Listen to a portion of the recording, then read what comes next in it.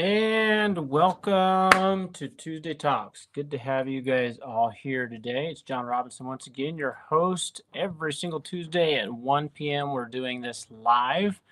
And by live, I mean we don't know if you can actually hear me right now. We don't know what we're doing. We're just doing this live, and we have a good time every single time. So I always like to start off by saying if you can hear me, then do me a huge favor and just drop a little comment. Let me know that you can hear me and that you are, this is all broadcasting and working.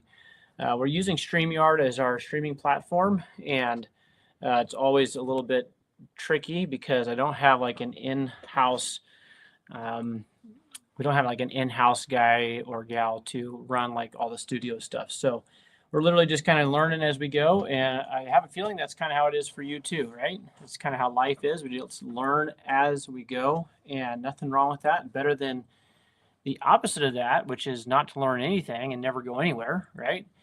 And then also the alternative to learn as you go is the dreaded analysis paralysis, right? Where you don't really ever learn anything, or you learn and learn and learn, but you never go, right? Because you're constantly learning, trying to perfect and tweak.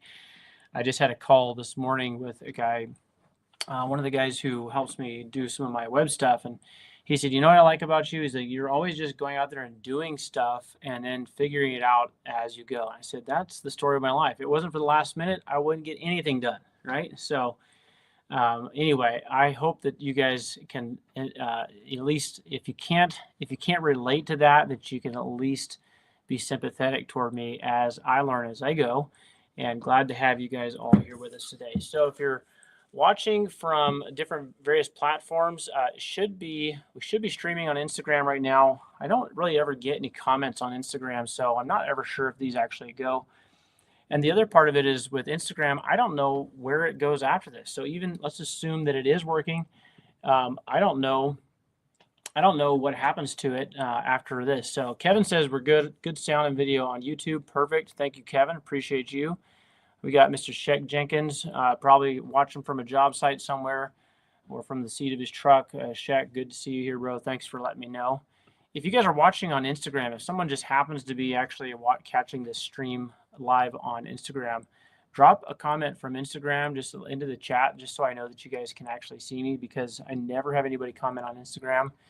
And the reason I'm asking that is because when you do StreamYard, or really when you stream to Instagram at all, they actually require like a whole different setup. So and I'm not going to get into all the technical details, but it's a little bit of a different thing. So okay, cool. What have I got today? First of all, let me ask you guys, what have you got? Have you got anything that's like pertinent?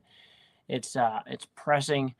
Maybe it's something that is a matter of like utmost importance that you're able to at least ask the question. Now, I cannot promise you that I'll give you the answer that you want, but I will give you some kind of an answer.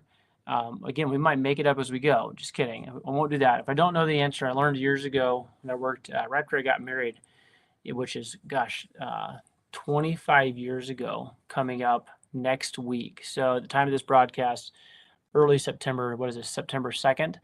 So 25 years of being married to my amazing wife. But we got married 25 years ago. It was shortly after we got married that I got a job. I stepped out of the construction world and got a job. Well, to be honest, I was working for my in-laws at the time, and I wanted to take some time off to go do something. And my wife's mom said that I couldn't. And I said, you know, heck yes, I can. So anyway, I was like, they're not going to run my life. And so anyway, I quit. I quit on my in-laws and ended up working, got a job, kind of just dinking around with some construction stuff. And then I got invited to go work at US Bank. That's right. If you guys can imagine me at US Bank as a personal banker, it was it was bound to fail, not because of mismanagement or because anything a problem in the bank. It just wasn't me. I wasn't suited for sitting in an office all day.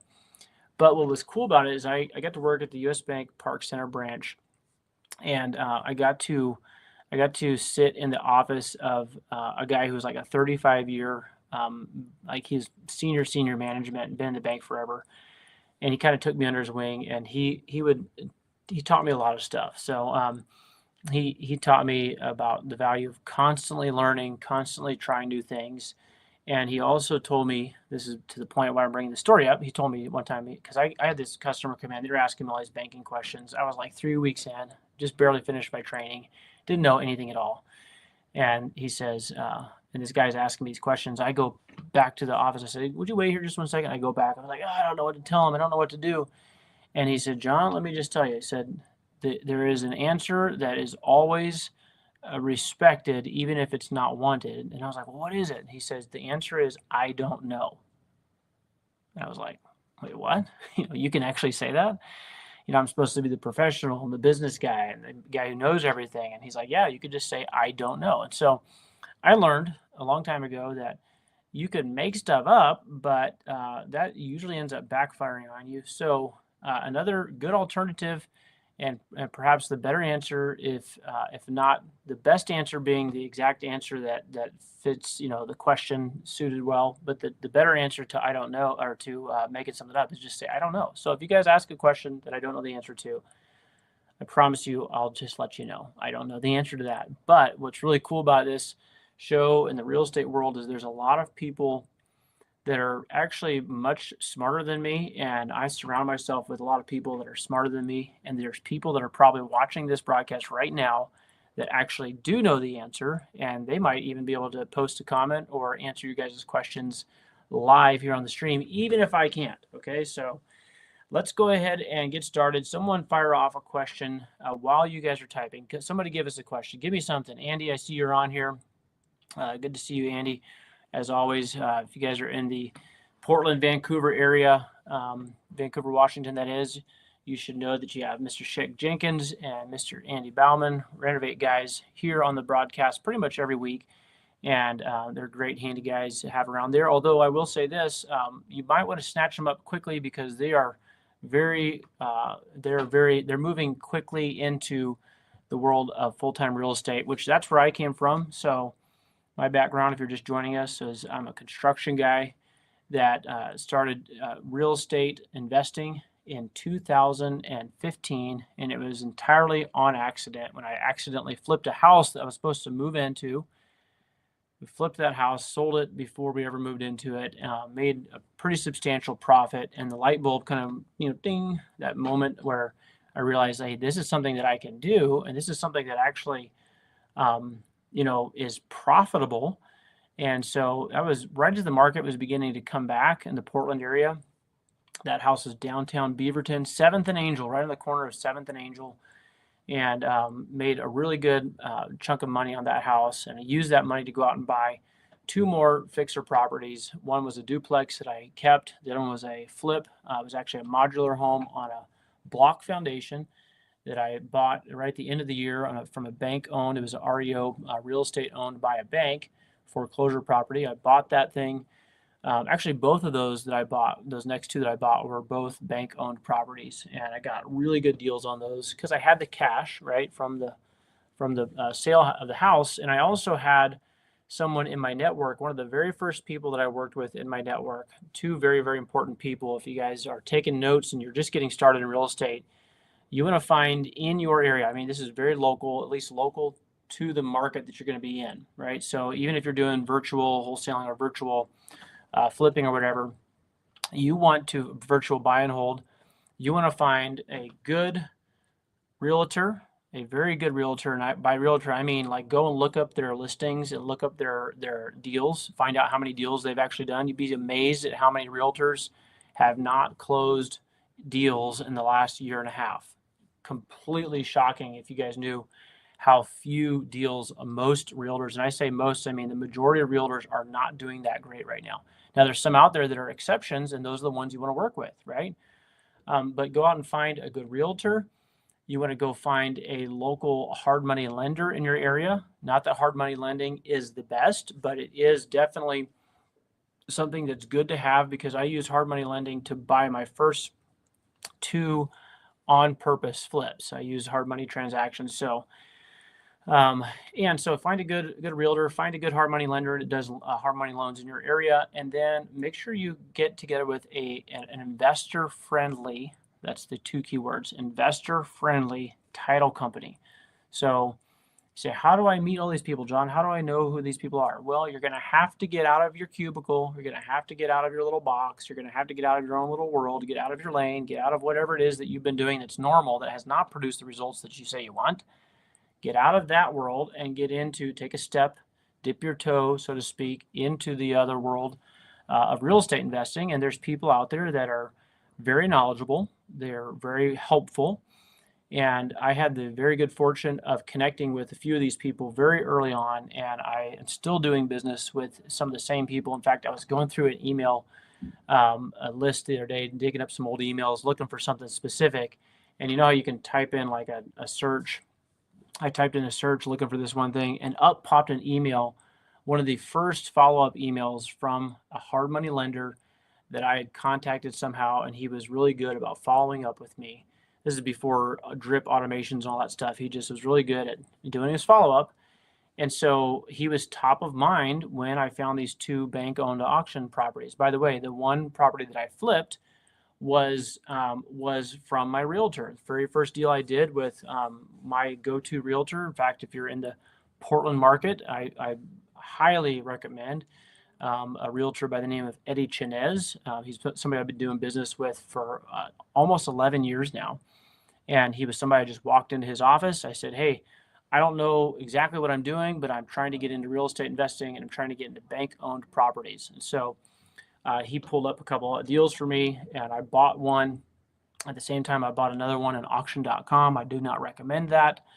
I got lucky, and I mean that, meaning I was just, I put a bid. I put a bid on this. I was sitting at my cubicle at Intel, and I was looking at these auctions because I was like, I just closed on this one deal. I had this chunk of money in the bank. I was like, I got to go put this money back to work, or I know myself, I'm going to go spend it, or I'll turn around and it'll be gone.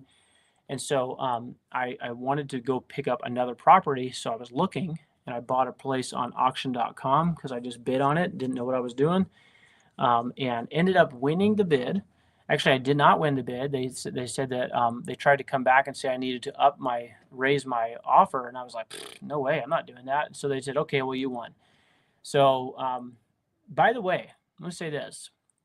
As I'm thinking of this, and I'm trying to think of how I got started talking about this, but like I said, we're learning as we go, right? So hang in there.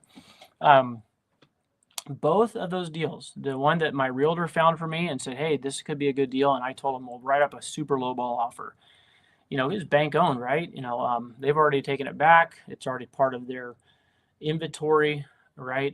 So it was no harm, no foul as far as I was concerned, making a low ball offer. So I made a low ball offer on that first property, and it was so low that even my realtor was kind of cringe. He was like, I don't think they're going to accept this. It was like, I don't know, something like $80,000 less than the bank was asking. They had it listed.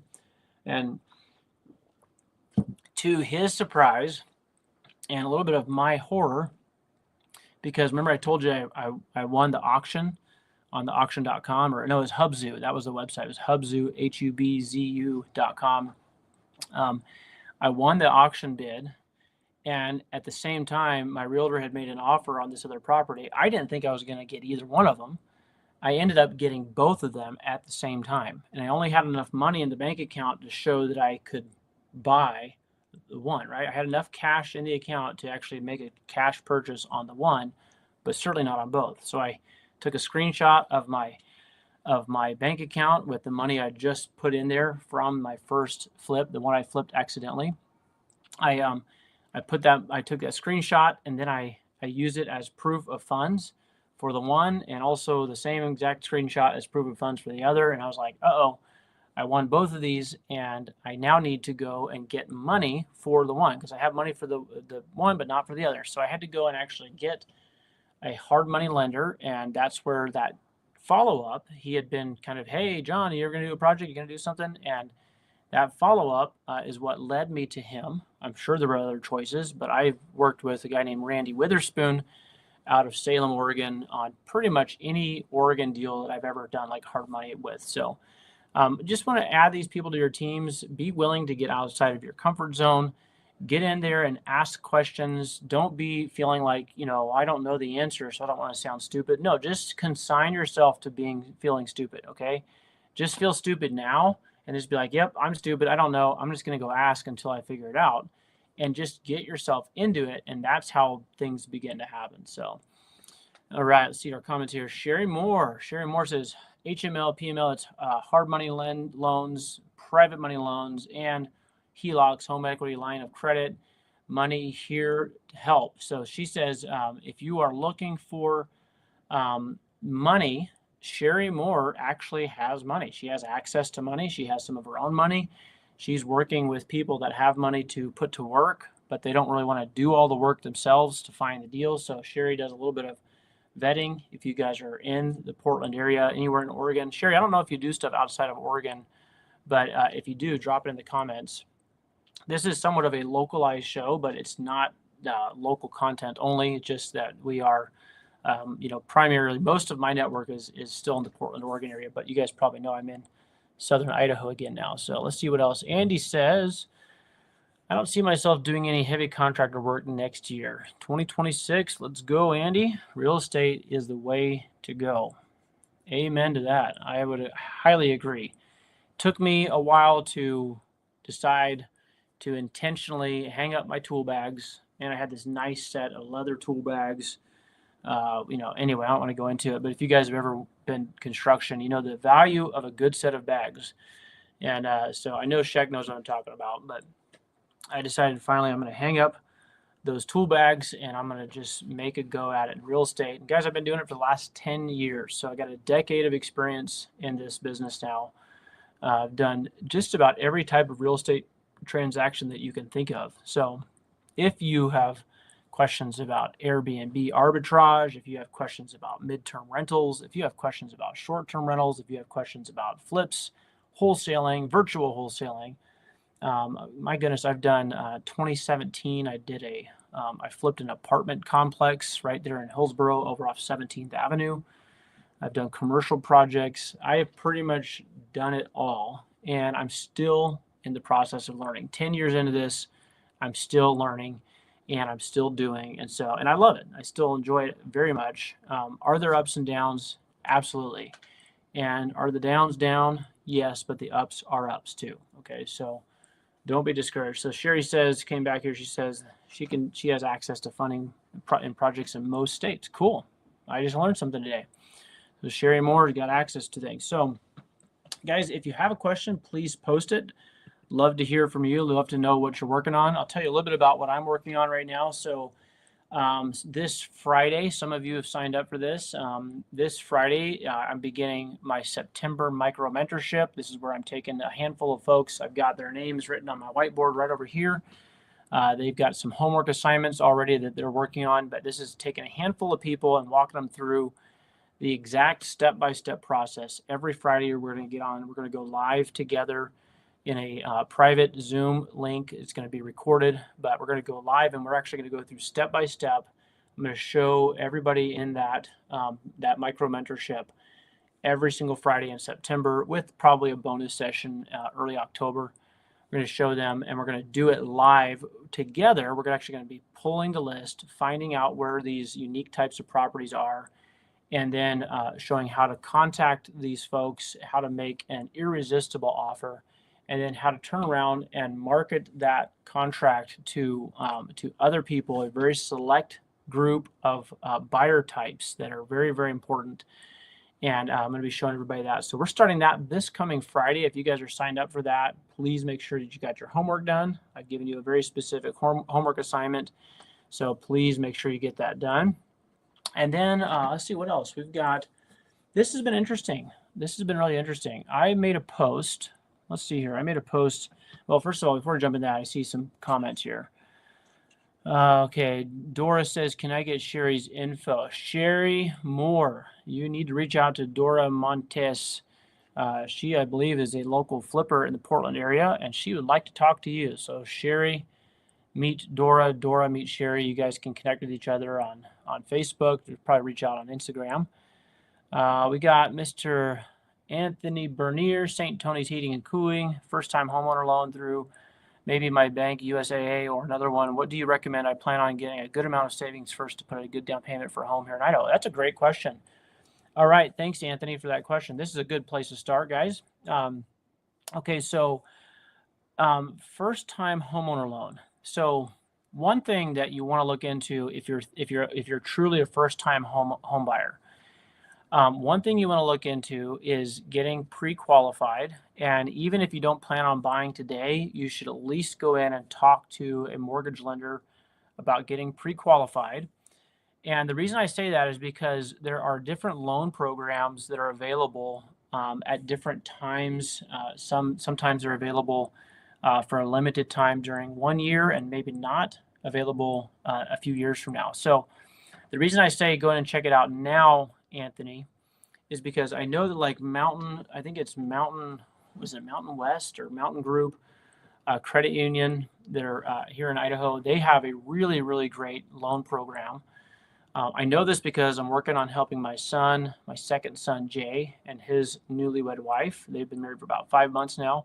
I'm actually working on helping them get pre-qualified and find out what the steps are. And I know I think it's Mountain America or Mountain West Credit Union has a really great loan program specifically and only exclusively for first-time home buyers. So if you've ever bought a house before, you don't qualify for this. But if you're truly a first-time home buyer, they have some really great programs, good, decent interest rates. And what's cool about their program is they actually have it's either low or even no money down program. So they actually will bring in funding from some FHA programs. It's, of course, Federal Housing Authority. They have some really great programs for assisting first-time home buyers with the down payment so they can actually get into those home purchases. So you may not have to wait all that time, Anthony. You can actually maybe save up some money for some things that'll help your business and still actually qualify for a first-time home loan.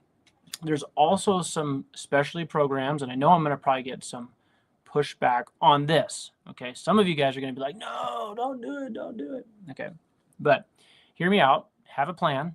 Okay, there are some banks and some financing options through credit unions right now that are they're ARM loans. So ARM loans, somebody type it in the chat if you know what an ARM loan is. I want to test you guys' knowledge. Somebody drop it into the chats. Drop it in the comments. What is an ARM loan? It's not this right here, okay? It's not an ARM loan. It's an ARM loan, okay? So what is an ARM? Somebody drop it in the comments. I want to see who's out there that I can count on, knows some of the lingo, some of the acronyms. The reason I'm bringing up this ARM loan, hey, Mr. Kevin Smith coming in hot here, adjustable rate mortgage. Okay, this was very, very popular before the 2008, 2009 market crash. And part of the reason the market crash is because of ARM loans. So I know that I'm already going to get pushback on this. Somebody's going to say, don't do it. But hear me out. There are some ARM loans that if you will take advantage, okay, Sherry's coming in, there she goes. It's an adjustable rate mortgage, that's right. So you can actually utilize the ARM loan strategy to get into a house, okay? But just be aware of the fact that at some point that that adjustable rate mortgage, that ARM loan, can adjust up. And normally it's stepped, right? So the reason I say you might use this as a strategy is because there's some ARM loan programs right now that you can get interest rates. I'm talking about on a 30-year mortgage for as low as like 1.5% interest for your first year. And then it steps up to like 2.75% interest. And then it goes up to 3. And then after the third year, it bumps up or down, but most likely up to whatever the actual standard rate is for the time. So you guys know right now, the interest rate's about, what is it? It's about 7.5. I haven't even looked. I don't look at bank loans at all anymore, unless it's, like I said, for this first-time home buyer program. But so you know, whatever the rate is at the time of the end of that ARM adjustable rate, it can adjust up, and it can adjust up substantially, which is what happened to a lot of people in 2000. They got a great rate in 2006, 2005. They thought, you know, life was amazing. Like, you guys remember this? If you were around during that time, if you could, you know, if you could and fog up the mirror, then you could get a loan. It was literally that easy. It was, yeah, it was a bad deal. I mean, it really wasn't a good plan. Okay, so just say that. But the thing is, the reality was, if you could fog a mirror, in other words, if you were living and breathing, you could just about guarantee you that you could get some lender to give you a loan. Now, not all banks did this. U.S. Bank was one of them. They kind of they held a really stiff, higher standard. But a lot of lenders were just loaning out this money left and right, and these loans were really, really good at the beginning. But then as the interest rates begin to adjust upwards, right? So as they got out of those lower interest rates and they started adjusting upwards, well, suddenly people found themselves in a bit of a situation where the mortgage payments that they had been affording at, $700, $800, maybe $1,200 a month at the time, suddenly they were jumping up to $1,500, $1,800, which right now sounds like amazing, right? But these interest rates were jumping up, $2,000, $2,500 a month, and people that were used to paying $700, $800 a month on the high end, suddenly they were found, up a creek without a paddle. And you know what creek I'm talking about, right? So these folks were hurting really bad. A lot of people defaulted on their loans. The whole entire market crashed. Of course, the economy, the stock market crashed. There was a whole bunch of different extenuating factors.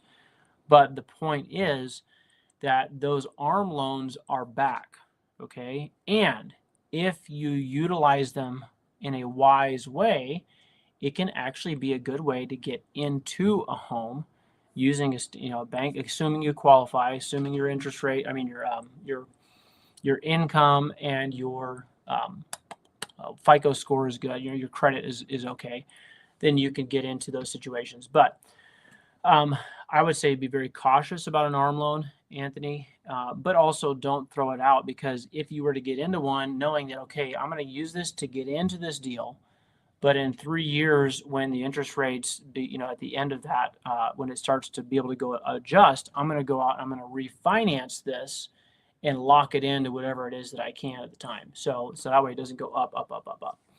So good question. Thanks, Anthony. He says probably 2 or 3 years down the road. But like I said, I don't think you have to wait that long if you are use some of the things that are available to you guys. So guys, is that decent advice? If somebody else has better advice, or they're like, John, that advice is terrible, don't let Anthony go out and get an ARM loan. Anthony, what are you thinking? If that's how you feel about it, drop it in the comments. I'd love to see what you think. Give me some feedback on that. So, of course, you guys know where I'm at. I am a creative finance guy. This is one of the things I want to talk about today.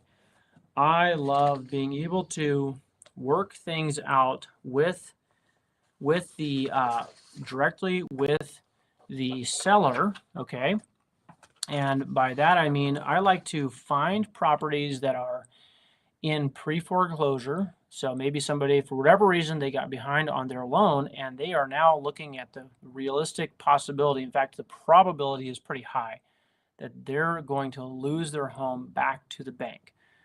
Now, this is typically referred to as pre-foreclosure. And so you want to catch these deals before they go to the bank. I mentioned that I bought a couple properties from the bank, right? So those are REOs. They call them REO, real estate owned, REO, by the bank. So the bank has already been through the process, the legal process of notifying, hey, Mr. Seller, you're behind on your payments. We need you to catch up. Hey, you didn't catch up. It looks like we're going to have to take legal action. We're just letting you know. Hey, legal action is coming now. You're going to be served. So there's all these processes in place. Every state's a little different, right? But at the end of the day, if a borrower does not pay the mortgage, right, then the bank has the legal right to come and to either repossess the property, or what they do in most cases is they will sell the property, or they'll let it go to auction, and with their whatever borrowed amount that they have being the starting bid, and then people can either bid above that, or if they don't bid above that, then the bank takes the property back, and it becomes, as Monica says here, real estate owned. It becomes REO property. So there's a difference between REO property and pre-foreclosure property, okay? So pre-foreclosure is the owner is still in charge, although the process has begun, and although there's definitely a lot of stress involved. Why? Because they've been behind on the payments. Their phone is blowing up, right, all the time. So, but the process is underway to take it to the auction, so the bank can either get paid or they can take the property back, and now they hold on to this asset. Which, by the way, guys, most banks don't want to own real estate. I know that there's a little bit of a kind of a grumble. And by the way, I used to be one of those guys too. I used to be like, oh, those banks, you know.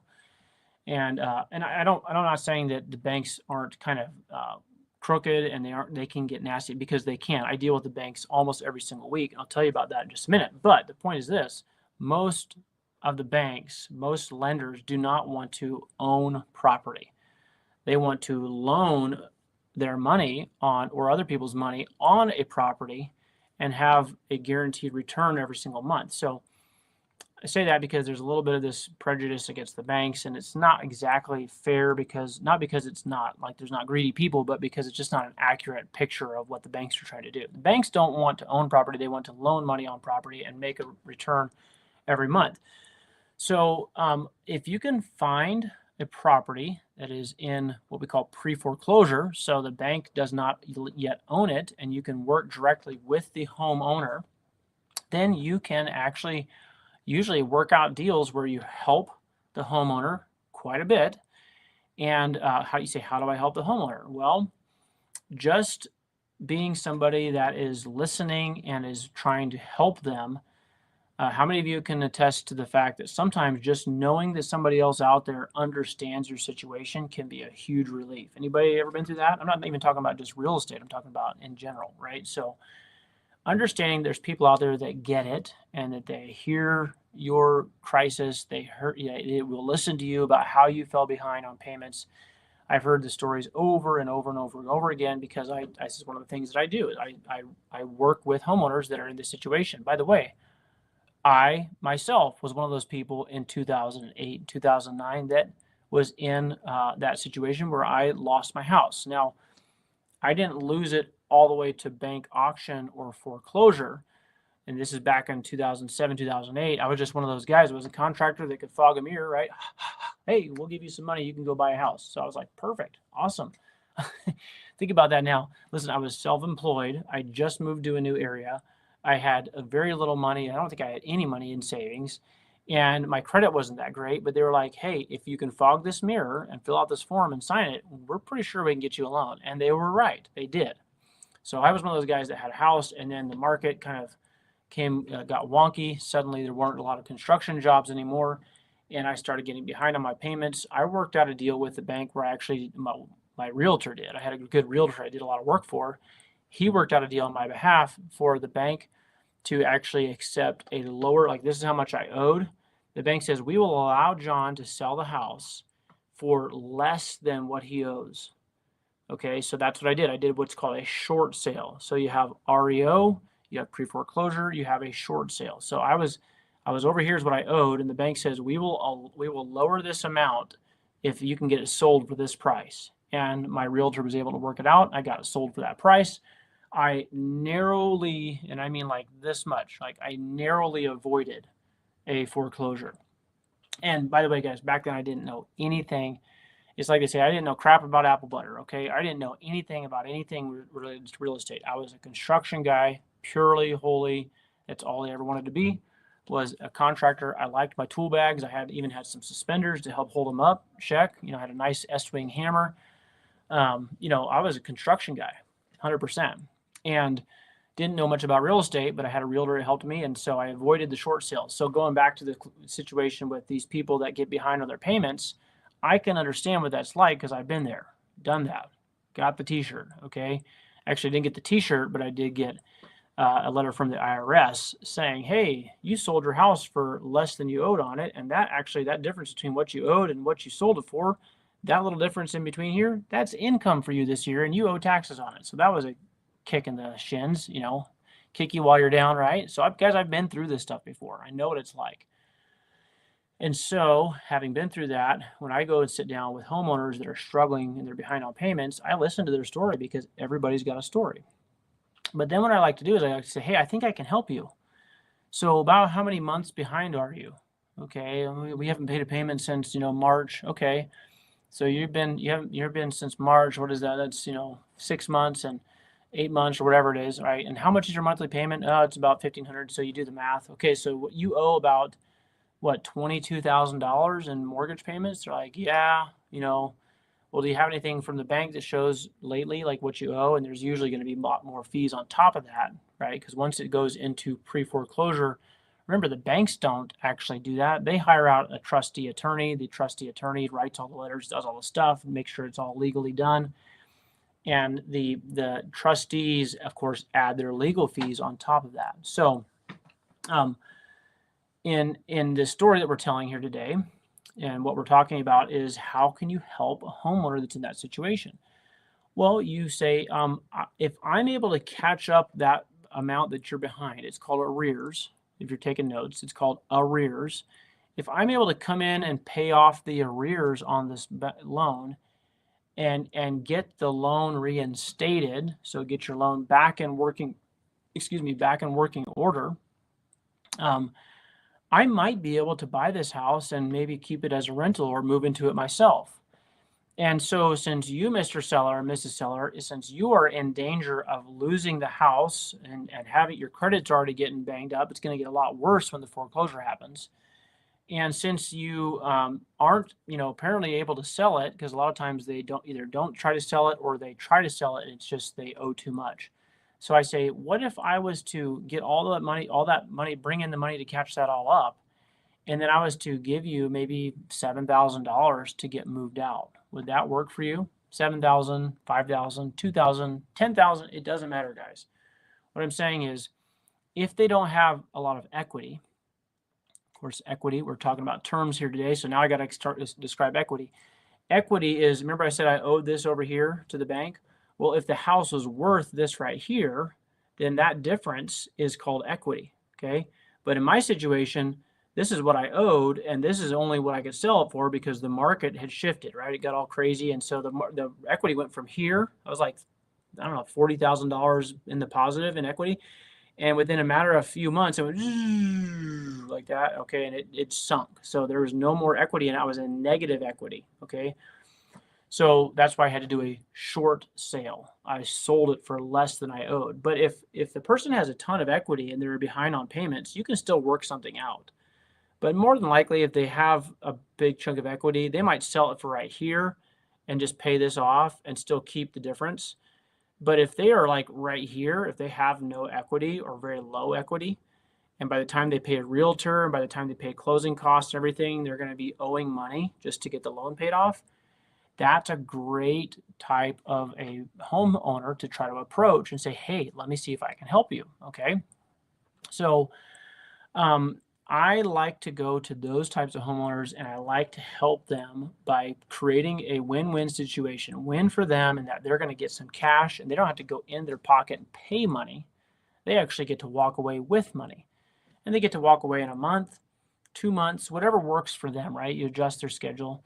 We like to help those people get out of their house with some money jingling in their pocket, right? And they get to go and they get to move into the next place. It's typically going to be a rental. And then I like to give them this, say, hey, you know what? I'm going to do this in such a way that your payments are going to start getting made again. And you're going to see your credit slowly. It won't happen at first, but you're going to see your credit begin to climb back up, up, up, up, up. Because here's what happens. When you have 1 30-day late on a mortgage payment, that affects your ability to borrow again or even refinance. Most people don't know this. It affects your ability to borrow or refinance for at least another 12 months, okay? And so most people don't realize that as soon as that 1 30-day late happens on that mortgage payment, they can't even refinance, okay? So, and by the way, I know I'm talking about like things in general terms. Maybe somebody out there says there's an exception to that, but I don't know that for sure. Hold on 1 second, okay? You guys hang on just a second. Okay, I'm back. I had to close the door because my daughter's practicing the piano. Okay, so back to how do we help these homeowners? We work out a creative solution where they get to walk away with some money in their pocket. We get to take over their mortgage payments, get their loan fixed up, and then we actually hold that property as a rental, and we put a renter in those properties. Or some of you are looking for a new house. You go move into it yourself and make the mortgage payments on it. And you say, well, how do I get that $20,000 or whatever they need to pay the seller? Well, there's these folks called private money lenders, and we have one on the call today. Okay, Sherry Moore. Sherry Moore, she already posted in here, but she says hard money loans, private money loans, and HELOC money here to help. Okay, so you guys have the resources you need to be able to come up with that money, and she can tell you about those terms and things like that. Andy says, make a t-shirt. I've been in foreclosure and got out. I can help you. That's actually not a bad idea, Andy. That's actually a really good idea. Okay, let's see here. Mountain American Credit Union often makes up Mountain. They advertise first-time home buyers as little as $1,000 down, 100%. Yep, 100% loan to value. Page list a minimum 660 credit score. So there you go. There you go. That's what. Yep. I mean, so that if you're a first-time home buyer and you really actually do want to get into a home, you guys can go to Mountain America, Idaho Central Credit Union, any of these places, and get almost, if not entirely, 100% financing with a very minimal down payment. Okay, so Sherry says, are the programs being mentioned from the credit unions for homeowners rather than investors? Absolutely, Sherry. That is what Anthony is mentioning, is not for investors. It is strictly for not just homeowners, but truly first-time homeowners. So if your credit score shows that you've ever actually had a mortgage before, you will not qualify for that program. Okay, so Monica says, where can you get a list of pre-foreclosure homes? Monica, I love you. You set me up perfect for what I wanted to talk about, which is that in the month of October, so not September, it's September right now, in the month of October, I'm going to be putting on a workshop to answer exactly that question. It's going to be a free workshop, 100% free. The reason I'm doing this is because I believe that right now, more than ever before, okay, and I mean more than ever before, because even in the past, I think a lot of things could have been avoided, but more than ever before, we need people who are trained on how to find these deals, where to go find them, and how to actually help these people. And so very, very important for us to be able to know how to do this. And I'm going to be teaching you guys how to do it in the month of October. Okay, so give me 1 second here. Let's see.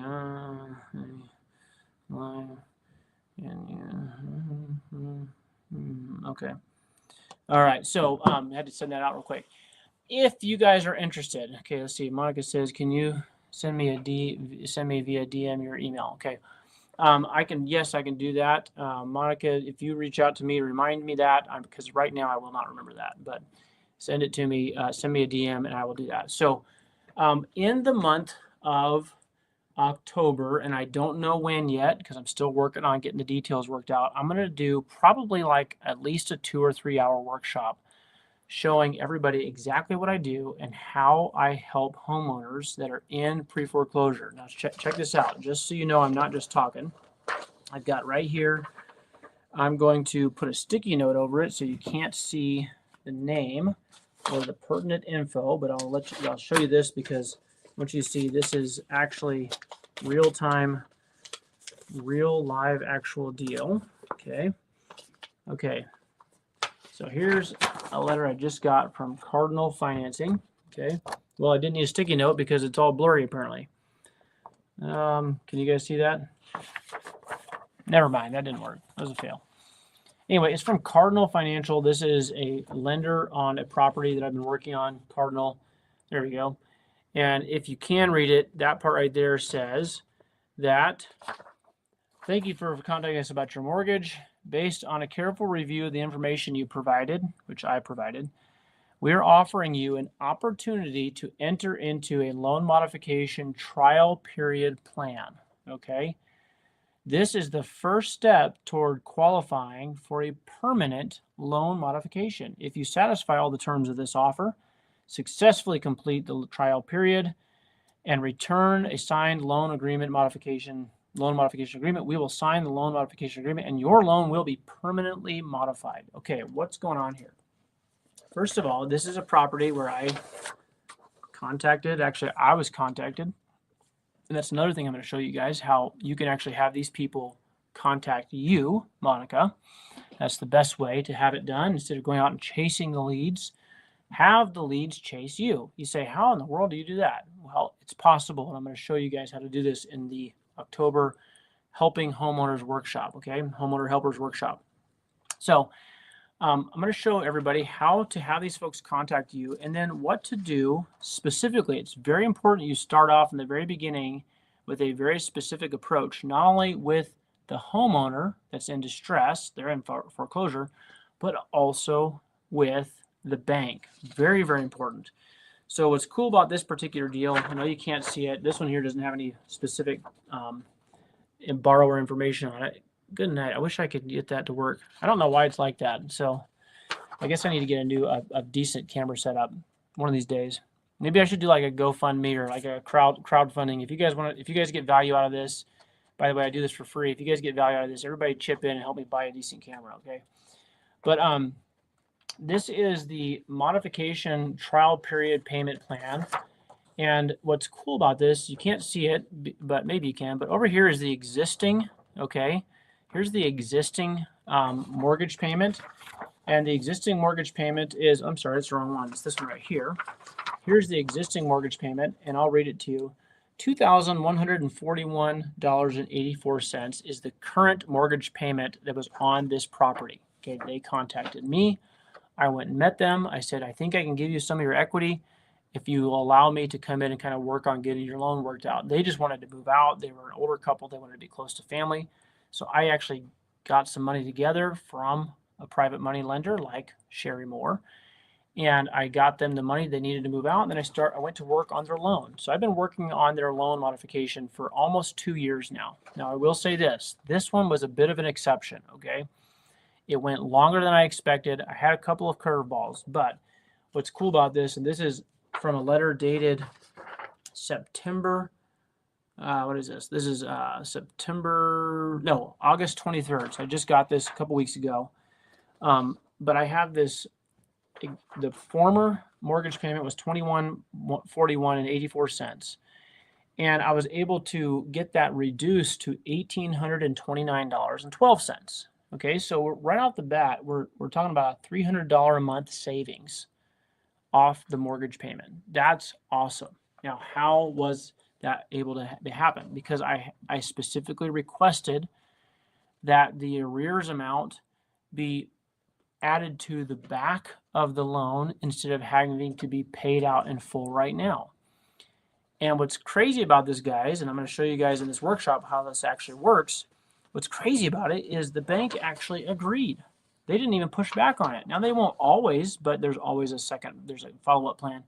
The point is, I didn't even have to come in with, by the way, the amount that they were behind on that deal, $43,963.94. And I was able to get all of that pushed to the back of the loan.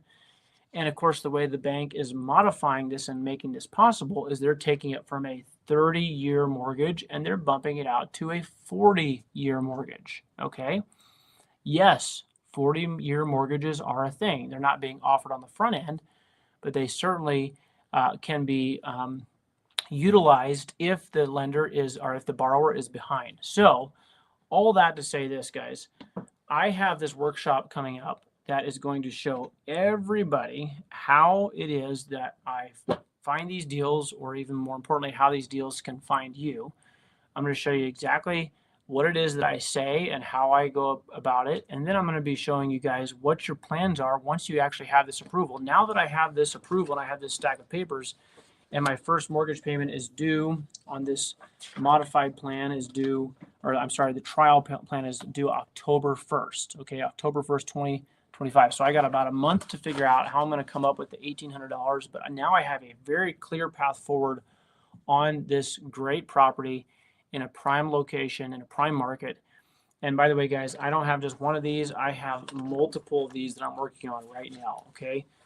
Is it work? Yes. Don't ever let anybody tell you this is easy, okay? But like I told somebody earlier today on one of my one-on-one coaching calls, you have to choose your hard. Everything is hard, okay? Everything is hard. You have to choose your hard, okay? So I am absolutely just thrilled about this because I love helping homeowners. I want to see what the notes are here.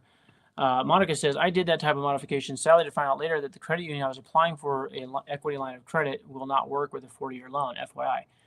Okay, I don't know exactly what you mean there because this is something that the bank offered to me. So we're not applying for anything. Okay, Monica. So this modification process is literally the original former borrower, the bank that they got the loan through, is who we're working with directly. And they are literally the ones that are offering us to extend this 30-year out 10 more years so they can take the arrears amount and add it back to that back end of the loan and reduce the mortgage payment at the same time. You say, well, somebody's going to say this. I guarantee you somebody's going to get on here. So why don't you guys say it with me? I know that you're somebody here watching this and they want to say this right now. So I'll say it with you. Yeah, but now you're going to be paying a lot more interest, and over the long haul, you're going to be paying more money. Okay, now let me ask you a question. When's the last time that you heard of someone buying a house and paying 30 years of payments on it? Okay, now I understand maybe your grandma did, but that's not how people buy these days, right? Americans buy on not the dollar amount or the total purchase price. Americans buy on the monthly payment. That is what Americans buy on. Americans don't think of anything as far as 30 years. How much am I going to actually pay in this? Now, you might be thinking that, but I promise you, the people that actually come up with that kind of pushback on these types of conversations, they're like, well, do you pay every single monthly payment? No, most people live in a house for a couple of years and they sell it and they take a little bit of equity and they go do it all. They start the whole process all over again. So I'm not talking about like this isn't going to like revolutionize or change the way that real people borrow money. What I'm saying is if someone is behind on a loan and if you will actually take the initiative to learn how to do what I just showed you here, which I'm going to be showing in this workshop, how do we do this stuff? Okay, then you can actually help homeowners that are behind. You can put a little cash in their pocket, help them get a fresh start by moving out with some money instead of having to be negative or losing the house. You can help them fix their credit in the long run, but more importantly, you guys can end up being in control of these types of properties, and you can put renters in there, and you can work. I'm going to show you how to work with the bank to modify the loan. And this isn't going out and applying for a new loan, Monica. This is the existing lender working with us and offering us the solutions. They came and offered me the solutions. I said, this is what I want to do. Now, how do we do it? And I have some very specific wording that I use because I know what the federal requirements are. So anyway, let's see here. Monica says this. Yes, I understand. I got a 40-year modification through my bank, and later I tried to get a separate line of credit. Yeah, well, yeah, absolutely. So let's see. My bank isn't doing HELOC or equity line credits, and they don't work with anyone that has a 40-year loan. That's what I was trying to say. Yeah, okay. Well, that's obviously that's not saying that. I'll put it this way, Monica. What's better? What's better? What you just described here in this comment, or losing your home in a foreclosure? I'm waiting, but I don't think I have to wait really that long, right? What we're not talking about like, well, there's no negative effects. What we're talking about is people are going to lose their house. So if you hadn't done a loan modification, Monica, would you have had to sell your house, A, or would it have been possible for you to actually lose your house? Yeah, see, okay. So that's what we're not talking about. This is for every single person's situation. And so the idea here is that when people are in foreclosure and they are struggling and they don't know what their options are, being able to come in and provide a solution where they actually don't lose their house, they actually make money, and then you get to take control of the property and put renters in there to make that payment. That's where this actually turns out to be very beneficial. So I know I wasn't trying to make fun of you or anything. I'm just saying like we're not looking at like, this is like just perfect. People walk away, they still have credit that's been damaged, right? They still don't have their house, because they had to move out, but it's better than losing the property, right? That's what I'm trying to say. Yeah, no, you can share the extra information. That's true, because there's always going to be some side effect anywhere. It's like if you take a medication that saves you from dying, there's a pretty good chance that it might have a side effect. But in this case, we're trying to make sure that people don't lose their houses, so we can help them with that. And most of these homeowners have no idea what their options are. So we actually come in as the expert. I'm going to show you guys in the workshop how to become your local expert, and then show you how to get those deals to come to you, and then show you what to do with the bank and with the lender, and then also with the property. I mean, the bank and the homeowner and the property when it's all said and done. So, all right. Kevin says, ran across a 40-year Private money clear back in 2012. Lender saw a value of a fixed 10% for, yeah, exactly. So the lender's like, hey, I'm going to get 10% fixed for 40 years on a brand new house. Sign me up, right? There's people out there that have this. So that was a private money loan back in 2012. That's cool. Awesome. Thank you. Okay, guys, we're at the top of the hour and it's time to wrap this thing up. But hopefully that gave you guys some value. Hard to believe we just rambled on for an hour here, but hopefully that was good. Can you guys do me a huge favor? I need you to listen up here, please. Do me a huge favor. If you're liking these Tuesday talks, okay, I know there's a handful of you guys that come every week. Could you just maybe go in, and after this, actually, you're going to see this posted. It's going to be live, or there's going to be a link in YouTube. Could you guys copy that link and share this post, or make a post somewhere on your timeline, or share it in a group? Maybe not just the PDX REI group. Some of you guys are parts of other groups, and just say, hey, you guys, there's this really cool show. It's on Tuesdays. We talk about all kinds of cool stuff. John doesn't know what he's doing, but at least, he's easy to listen to or something. I don't know why you guys are here, but if you got value from it, could you share the word? Because I need to have some other people signed up and subscribing to the YouTube and that kind of stuff. So we're going to be doing the workshop. Carolyn, good to see you here today. We're not going to be doing the workshop in Idaho. It's going to be actually a kind of a Facebook Live or a YouTube, or actually a Zoom link probably will be the best way to do that. And then we'll probably do some follow-up stuff in different local areas. So love to get together and connect with you, Carolyn, about that. So, most of you guys know I'm right here in Meridian these days, but I'm in Portland. Let's see, am I going to be in Portland next week? I'm not in Portland next week. I'm in Portland the 14th, actually in Ridgefield on the 14th. That's Sunday. Then I'm going to be taking my wife to the coast for a couple of days for our 25th anniversary. And then we're going to be doing the PDX REI group meetup on the 18th of September, third Thursday every. So you guys just start sharing some of this stuff, okay? Yeah. Oh, Sherry says here for the dad jokes. Okay, cool. Well, that makes me feel bad because I didn't have any good dad jokes today. Okay. Yeah, Monica wants to know who's coming Friday, Saturday, Sunday. That's going to be the upcoming Asset Fusion Forum, the big event in Vancouver. Sherry, I am not thinking that I'm going to be there. I've got some things I'm very, very focused on right now with some boutique senior co-living properties in Idaho that I'm working on. But absolutely, if you guys can be there, there in Vancouver, the Asset Fusion Forum. Pace Morby is going to be there. Jamil Damji is going to be there. A bunch of other local people from Vancouver, from Portland.